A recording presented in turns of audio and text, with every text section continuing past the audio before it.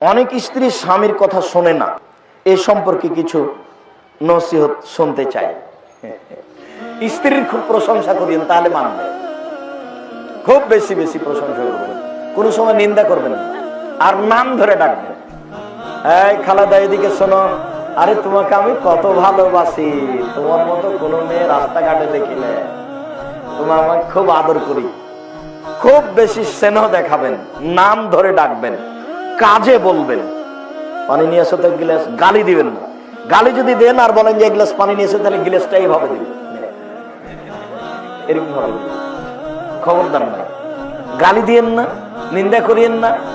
শ্বশুর শাশুড়িকে গালি দিবেন না জীবনে। শুধু প্রশংসা করবেন বইয়ের, আর আদর করবেন, তাহলে কথা মানবে ইনশাআল্লাহ, প্রায়ই মানবে।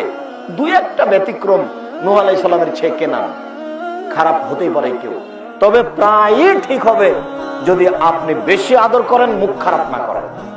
ও যত গালি দিচ্ছে আপনি তত ঠান্ডা হবেন, ওর তো বুদ্ধি কম, ও তো বলবেই কিছু।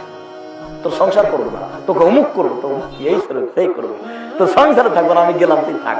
কত কথা বলবে, তার কোনো হিসাব নেই। আপনি বলবেন আমি তো খুব ভালোবাসি।